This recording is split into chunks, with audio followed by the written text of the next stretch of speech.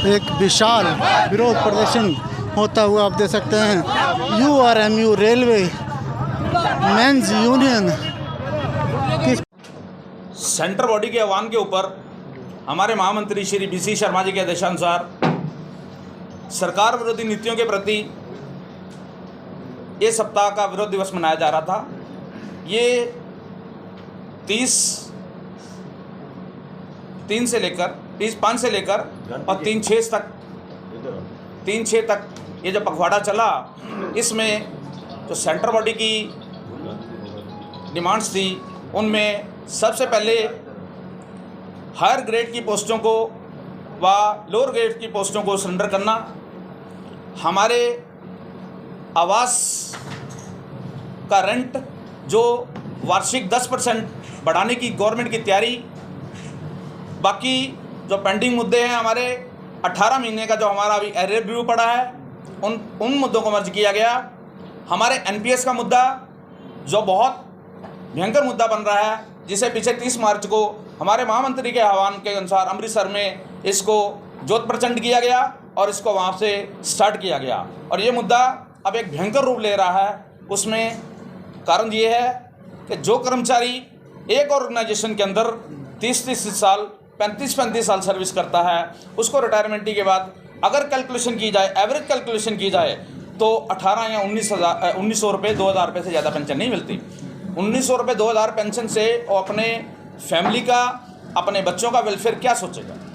तो इन मुद्दों के ऊपर जो हमारी मुहिम थी, जो चल रही थी, उसका आज अंतिम दिन था। उस अंतिम दिन के अंदर मेरे स्टोर ब्रांच से, मेरे दोनों जनरल ब्रांच से, इनके शाखा अध्यक्ष और इनके सचिव, इनकी पूरी टीम के साथ, मेरी महिला विंग की टीम के साथ, मेरे अकाउंट्स ब्रांच के साथ हमने मिलकर जो मुहिम की थी, आज उसका समापन समारोह था, उसको आज हमने पूरा किया। शर्मा जी, आज समापन समारोह है, आगे का कदम क्या होगा?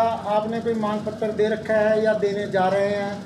यदि आपकी मांगें पूरी नहीं होती तो अगला कदम क्या होगा? मीडियम आपका जो है, माध्यम जो आपका है, मीडिया का माध्यम जो है, इसकी भी बहुत ताकत होती है। मैं आपके इसी माध्यम से सरकार को अगवा कराना चाहता हूँ कि सरकार ने अगर अपना ये जिद्दीपन और ये छिछोरापन नहीं छोड़ा तो इसका हर्जाना शायद उनको बहुत ज़्यादा भुगतना पड़ेगा। दोनों फेडरेशनों ने एक मन बना लिया है कि अब सरकार से दो हाथ हमें करने पड़ेंगे। उसका कारण ये है, ना तो हमारे पास हमारी पोस्टों का बचाव है, ना हमारे विषय का बचाव है, ना हमारे परिवार का बचाव है, ना हमारा बचाव है। तो इसके बाद हमारे पास कोई ही साधन नहीं बचता कि हम अब सेंटर बॉडी के आह्वान के ऊपर जो ये प्रोग्राम हुआ है, इसके बाद हमारा सेंटर जो भी हमें आदेश करेगा, कार्यरत हैं हम, वर्किंग में हैं हम, पॉलिसीज बन चुकी हैं, लेकिन जो हमें फाइनल आदेश आएगा उसके हिसाब से तस्वीरें देख रहे हैं। उत्तरी रेलवे मजदूर यूनियन के महामंत्री श्री BC शर्मा के आह्वान पर इसके बारे में हम उत्तर रेलवे के सभी कारखानों हमें ऊपर से जो आदेश आएगा हमने उस कर्मचारी हित विरोधी नीतियों के खिलाफ दिनांक 30 मई से 3 जून तक विरोध सप्ताह मनाया गया। इस मौके पर कारखाना मंडल सचिव श्री संजीव कुमार ने मुख्य मांगें बताईं, जिसमें हायर ग्रेड पोस्टों को सरेंडर करना, प्रति वर्ष आवास भत्ता 10% बढ़ाना, रेलवे अस्पताल व रेलवे आवासों की दिशा सुधारना, पिछले 18 महीने के महंगाई भत्ते का एरियर देना, NPS रद्द करना, पुरानी पेंशन बहाल करना, निजीकरण प्रथा बंद करना आदि। मंडल सचिव संजीव कुमार ने कहा कि अगर सरकार का आगे ऐसा ही अड़ियल रवैया रहा तो आंदोलन और तेज होगा। इस दौरान शाखा सचिव रमेश चंद, जनरल शाखा अध्यक्ष अश्विनी वालिया, जनरल शाखा सचिव व NFIR member Ramesh Sharma, store शाखा सचिव प्रभुराम, स्टोर शाखा अध्यक्ष रमेश मीना, महिला विंग से मैडम मोनिका, किरण व समस्त शाखाओं के पदाधिकारी, डेलीगेट व सभी कर्मचारी उपस्थित रहे। आपको बता दें कि ये विरोध प्रदर्शन जो संपन्न हुआ रेलवे वर्कशॉप के मेन गेट से शुरू होकर रेलवे स्टेशन तक नारेबाजी करते हुए सरकार के खिलाफ नारे लगाते हुए अपनी मांगों को मनाने के लिए नारे लगाते हुए विरोध प्रदर्शन किया और रेलवे स्टेशन के सामने सड़क के बीचों बीच बैठकर एक ऐसा भाषण दिया जो जोश भरने वाला था।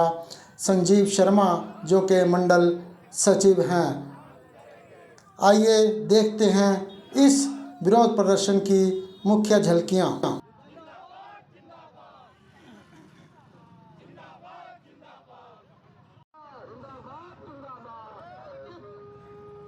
वर्कशॉप मेन गेट से चलकर रेलवे स्टेशन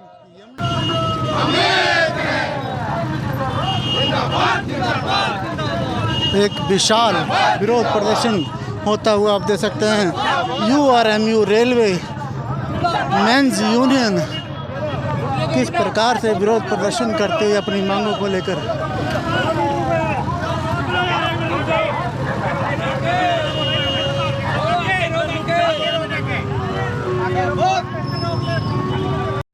आइए बात करते हैं संजीव शर्मा जो शाखा सचिव हैं, क्या कहने हैं आज के विरोध प्रदर्शन को लेकर, क्या कहना है? ये हमारा जो सेंटर बॉडी ने आह्वान के ऊपर प्रदर्शन है, ये सरकार के विरुद्ध, सरकार की नीतियों के विरुद्ध प्रदर्शन है। 30/5 से लेकर 3/6 तक विरोध दिवस मनाया जा रहा है। हमारे महामंत्री श्री BC शर्मा जी के आदेश अनुसार रेलवे मजदूर यूनियन इसका विरोध कर रही है। उसमें सेंटर ने जो आह्वान दिया उसके अनुसार पोस्टें, हायर ग्रेड की जो पोस्टें हैं, सरकार उनको सरेंडर करने जा रही है। और जो हमारा सरकारी आवास का भत्ता होता है वो 10% पर साल बढ़ाया जा रहा है, जबकि हमारे मकानों की कंडीशन, कर्मचारी जहाँ रहते हैं उन आवासों की कंडीशन ऐसे है कि आदमी अपने घर में रात को आराम से सो भी नहीं सकता।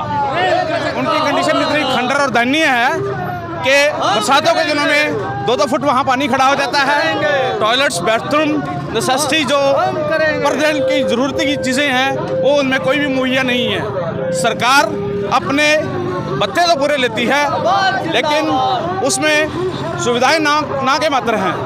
हम सरकार को यही अगवा कराना चाहते हैं इस एजिटेशन से कि कर्मचारियों में कितना ज़बरदस्त रोष है। ये विरोध प्रदर्शन है, कितने दिन का अल्टीमेटम दिया सरकार को? अगर नहीं मांगे नहीं माने गए तो क्या? ऐसा है, अभी तक जो ये आह्वान था 30/5 से लेकर 3/6 तक का आह्वान था। बाकी जो आदेश सेंटर के द्वारा आएंगे ये प्रदर्शन और भयंकर रूप लेगा। सेंटर के जो आदेश आएंगे उसके हिसाब से आगे कार्यक्रम बनाया जाएगा। वर्कशॉप मेन गेट से चलकर railway station Yamunanagar, railway station Jagadhri workshop पहुंचेगी ये विरोध प्रदर्शन यात्रा।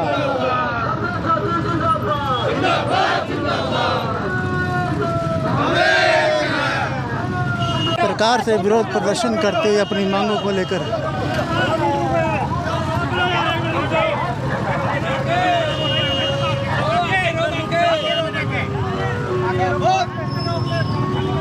किस प्रकार से URMU यानी कि उत्तरी रेलवे मेंस यूनियन विरोध प्रदर्शन करते हुए संजीव शर्मा जो कि शाखा सचिव हैं, उनके नेतृत्व में विरोध प्रदर्शन होता हुआ महिलाएं भी इसमें दिखाई दे रहे हैं।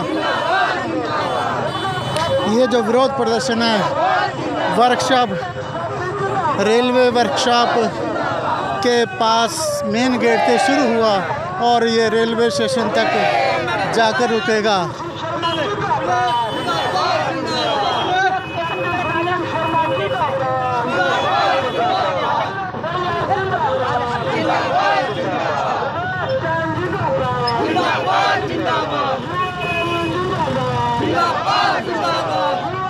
हाथों में झंडे लिए URMU उत्तरी रेलवे मेंस यूनियन हाथों में झंडे लिए हुए किस प्रकार से विरोध प्रदर्शन करते हुए रेलवे वर्कशॉप मेन गेट से शुरू होकर रेलवे स्टेशन पर तक जाएगा। आप देख सकते हैं कि किस प्रकार से यहाँ पर विरोध प्रदर्शन होता हुआ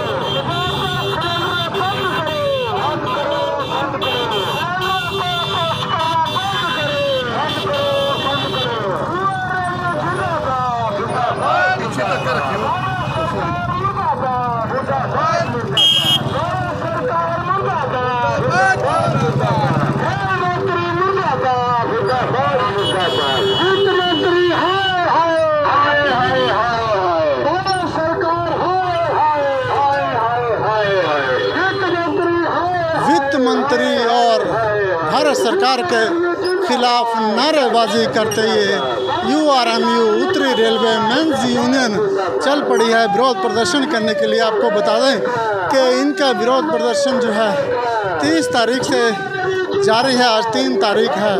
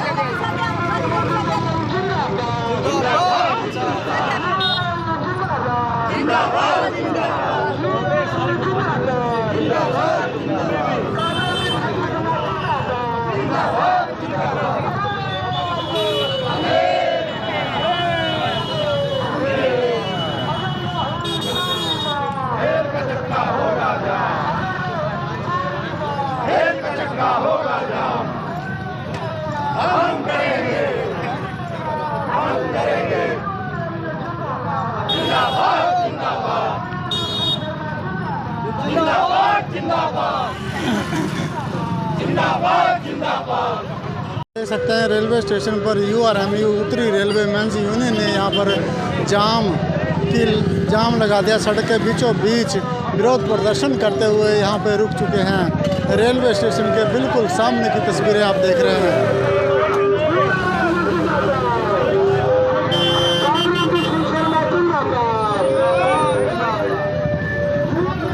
आप देख सकते हैं महिलाएं भी छोटे छोटे बच्चे लिए गोद में और झंडे लिए यहाँ पर मजदूर हैं। श्री पीसी शर्मा जी के आह्वान पर जो 1 हफ्ते से एजुकेशन चल रहा है उसका समापन है। हमारे डिविजनल सेक्रेटरी श्री संजीव शर्मा जी की अगुवाई में जो ये एजुकेशन चला है हम सब उसका सबका धन्यवाद करते हैं। आज हमारे डिविजनल सेक्रेटरी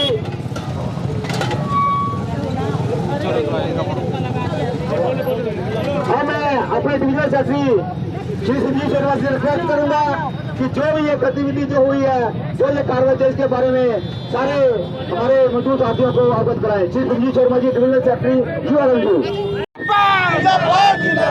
दोस्तों सेंट्रल बॉडी के ऐलान के ऊपर श्री पीसी शर्मा जी के आदेशानुसार उत्तर रेलवे मजदूर यूनियन का ये जो विरोध दिवस मनाया जा रहा था गवर्नमेंट की पॉलिसीज के अगेंस्ट, उनके बढ़ते हुए अत्याचारों के अगेंस्ट कर्मचारियों के प्रति सबसे बड़ी उनमें जो डिमांड्स थी उत्तर रेलवे मजदूर यूनियन की, सबसे पहली बात हायर ग्रेड की पोस्टों को सिलेंडर करना। नंबर 2, जो आवास मेरा कर्मचारी आवास भत्ता देता है उसका 10% सालाना इंक्रीज करना। नंबर 3, हमारी जो कुछ और डिमांड्स हैं NPS के प्रति जो NPS में मेरा कर्मचारी 2004 के बाद अपॉइंट हुआ है उसको NPS का लाभ मिलता है, उसको OPS का लाभ नहीं मिलता। जो आज बड़ी बड़ी गतियों के ऊपर 65 दिन 20 दिन के CM बनते हैं, 3 पेंशनें ले रहे हैं। मैं इस मंच के माध्यम से आगाह कराना चाहता हूँ इस पहली और अंधी कानून गवर्नमेंट को कि ऐसी पॉलिसीज विड्रॉ करे। ऐसी पॉलिसीज घातक सिद्ध हो रही है हमारे कर्मचारियों के लिए। वो कर्मचारी 30 साल 35 साल अपनी पूरे योगदान अपनी रेलवे सर्विस के अंदर देता है, उसे पेंशन नहीं मिलती, उसे NPS का फायदा मिलता है। वो मंत्री कम से कम 1 महीना भी उनको आगे जाकर पूरी पेंशन मिलती है। भले हुआ 3 पोस्टों के ऊपर 3 बारी निर्वाचित हुए हो, उनको राज्यसभा लोकसभा या कोई भी लोकल उनको मिलती है MP वगैरह, उन सबकी उनको पेंशन मिलती है और वो आजीवन पेंशन मिलती है। मेरा कर्मचारी जो आज NPS ले रहा है उसका ड्रॉबैक्स क्या है उनको पता है। मेरा कर्मचारी जो एनपीएस ले रहा है, सबसे पहला ड्रॉबैक सुनिए। आप तो शायद एनपीएस को बड़ा इजी होता ले रहे होंगे। एनपीएस का ड्रॉबैक ये है, 10 सालों में अपना पैसा पेश नहीं करवा सकता, अपने पीएफ में से 10 साल अपना पैसा वापस नहीं निकलवा सकता। कितना बड़ा गंदा कानून है। नंबर 2, तीन बार अपने पूरी सर्विस के अंदर वो अपना पैसा विड्रॉ करवा सकता है। अपना ही पैसा सिर्फ 3 बार ले सकता है वो बंदा आदमी। नंबर 4, जो उसका डिडक्शन होता है, 10% डिडक्शन उसका सेल्फ होता है, 10% डिडक्शन गवर्नमेंट को, 10% गवर्नमेंट को देना पड़ता है, तब जाके उसका ये वीपीएफ में जमा होता है। जो रिटायरमेंट के बाद उसको 60% पेमेंट मिलती है। 60% पेमेंट्स में से 40% जो उसकी पेमेंट होती है वो विदाउट इनकम टैक्स होती है। 20% पेमेंट उसमें से भी टैक्सेबल पेमेंट होती है। देखो कितना बड़ा अन्याय और कितना बड़ा कुठाराघात है मेरे कर्मचारियों के ऊपर। और उसके बाद जो 40% उसकी पेमेंट लगती है, 40% पेमेंट के ऊपर उसको एक कंपनी, प्राइवेट कंपनी पिडेरा के नाम से एक कंपनी ऑर्गेनाइजेशन चलती है। ये पिडेरा आपके 40% पैसे को इन्वेस्ट करती है, बैंक सेक्टर में इन्वेस्ट करती है, म्यूचुअल फंड में इन्वेस्ट करती है, कॉर्पोरेशन में इन्वेस्ट करती है। कब ये पिडेरा कंपनी भाग जाएगी, आपके पास उसका कोई जवाब नहीं है।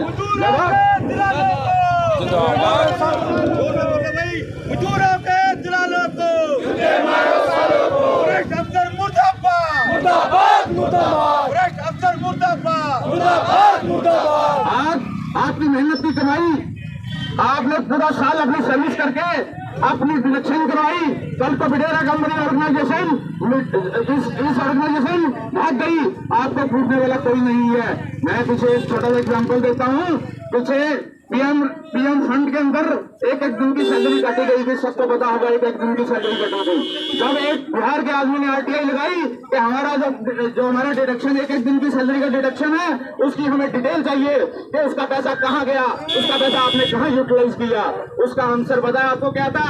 उसका आंसर ये था कि जो हमने आपका डिडक्शन किया एक दिन का, पीएम और फंड एक दिन का हमने आपका पैसा काटा, वो प्राइवेट ऑर्गेनाइजेशन उसको हैंडल कर रही थी, उसका कोई जवाब गवर्नमेंट के पास नहीं है। दोस्तों, ये बात बहुत सोच विचार करने की है कि आज आपका पैसा सेफ नहीं है, आज आपकी नौकरी सेफ नहीं है, आज आपके बच्चे सेफ नहीं है। जिस छत के नीचे आप रहते हो वो छत पता नहीं कब गिर जाए।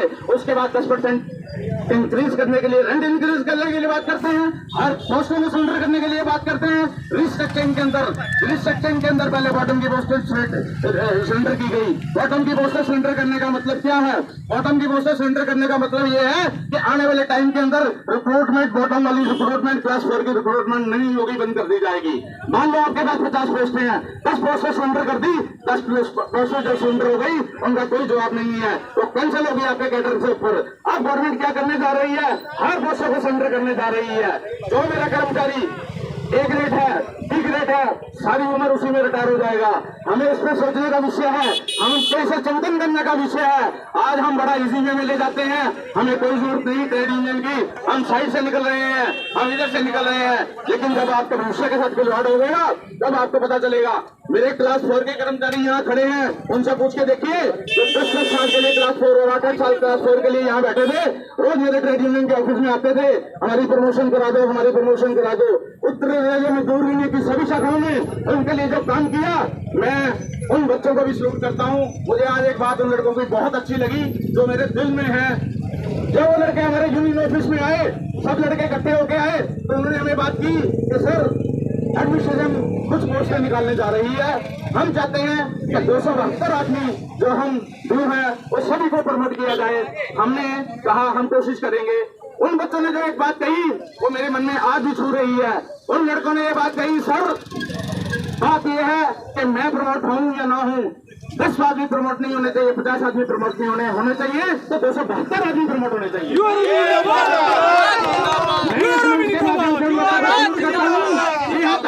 ये है ताकत कर्मचारी की। जब इस बात को लेके हम यूनियन के प्लेटफॉर्म, हम एडमिनिस्ट्रेशन के पास गए, यूनियन प्लेटफॉर्म के ऊपर उनसे बात करने के लिए हमने यही बात एडमिनिस्ट्रेशन के सामने रखी एडमिनिस्ट्रेशन बात करने लगी हम मिस्त्री पोस्ट अपग्रेड कर देंगे, हम मिस्त्री पोस्टों के लिए प्रमोशन के लिए लेटर निकाल रहे हैं। हमने कहा नहीं, हमें नहीं चाहिए। हम मिस्त्री पोस्टों के लिए निकाल रहे हैं, हम 100 के लिए निकाल देते हैं, हम 150 के लिए निकाल देते हैं। हमने कहा हमें कोई भी पोस्ट अपग्रेडेशन के लिए नहीं चाहिए, हमें कोई भी और प्रमोशन के लिए नहीं चाहिए। अगर प्रमोशन होगी तो 272 या 265 बच्चों की होगी, नहीं तो हमें प्रमोशन नहीं चाहिए।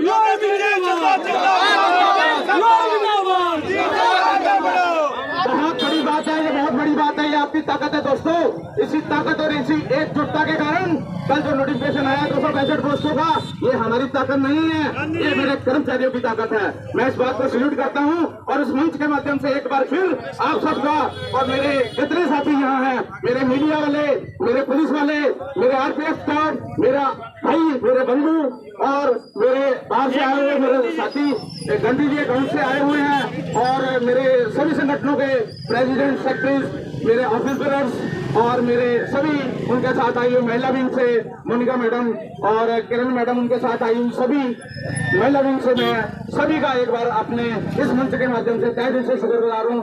संगठन आपके लिए है, संगठन तब है जब आप हो। ये कुर्सियाँ आपके साथ हैं, अगर आप हो तो कुर्सियाँ हैं। मैंने जीएम मीटिंग में भी जीएम साहब को ये बात कही थी, जीएम साहब आपकी कुर्सियां तब बचेंगी जब मेरा कर्मचारी बचेगा। अगर मेरा कर्मचारी नहीं होगा तो न आप रहेंगे न हम रहेंगे। तो सबसे पहले हमने अपने कर्मचारी को बचाना है। आज ये मोदी सरकार अंधाधुंध जो ऑर्गेनाइजेशन बेची जा रही है, किसी की बात की ऑर्गेनाइजेशन नहीं है। 65 साल लगे इस ऑर्गेनाइजेशन को खड़ा करने के लिए। मुझे याद है जब हमारे बुजुर्ग बताया करते थे कि माइलस्टोन लगा था, यहाँ पे कारखाना बनना है जादी वर्कशॉप के अंदर, लाखों पब्लिक यहाँ पे एक उम्मीद थी मेरा बच्चा नौकरी करेगा। आज उसी ऑर्गेनाइजेशनों को, बीएचएल को, बीएसएनएल को, एयरवेज को, सबको बेची जा रही है। अगर एक बाप ने पैसा कमाया हो और उसका इकलौता बेचा, बाप के मरने के बाद इकलौता बेचा, उसकी प्रॉपर्टीज को धीरे धीरे धीरे करके बेचने लग जाए तो बहुत बड़ा समझदार बच्चा नहीं माना जाता। वो बच्चा बेवकूफ और अंधाधुंध पागलबंदी का जुनून उसके सिर पे जरूर होता है। ये ऐसी बात नहीं है। कमाना बहुत मुश्किल है, बेचना बहुत आसान है। 2000 करोड़ की प्रॉपर्टी अगर मैं 1500 करोड़ में बेच दूंगा तो मेरी कोई समझदारी नहीं है। आप पिछली हिस्ट्री उठा के देखिए, जितने भी ऑर्गेनाइजेशन, जितने भी संस्थाएं प्राइवेट सेक्टर को गई हैं, उनका रिजल्ट 0 है। पब्लिक सेक्टर 0 है उनका। आज जो एक्सीडेंट्स होते हैं, जो बाहर कैजुअलिटीज होती हैं, उसका काज ठेकेदार है, ना कि मेरा परमानेंट स्टाफ है। मैं एक बार फिर आपको इस मंच के माध्यम से, एडमिनिस्ट्रेशन को, सरकार को इसको मंच के माध्यम से अगवा कराना चाहता हूँ। अगर सरकार ने इसी अंधाधुंध सिस्टम के अकॉर्डिंग निजीकरण और निम्नीकरण को नहीं रोका तो ये जो हमारा संघर्ष है और भी तेजी पे जाएगा और इसके बाद इनको संभालना बहुत मुश्किल हो जाएगा। तो मैं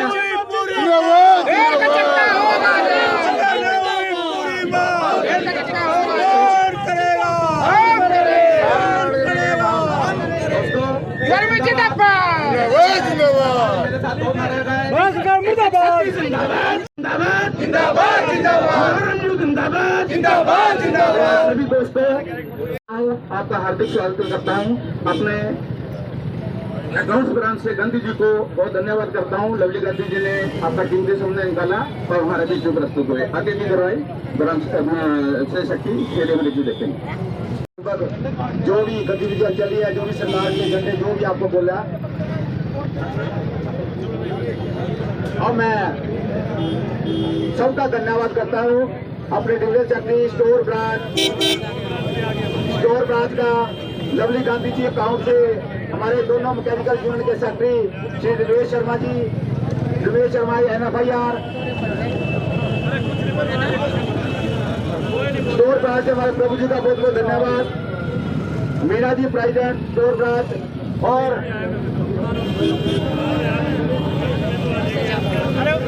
अब मैं उसी मीटिंग को अपने डिविजन सेक्रेटरी को के साथ करता हूँ।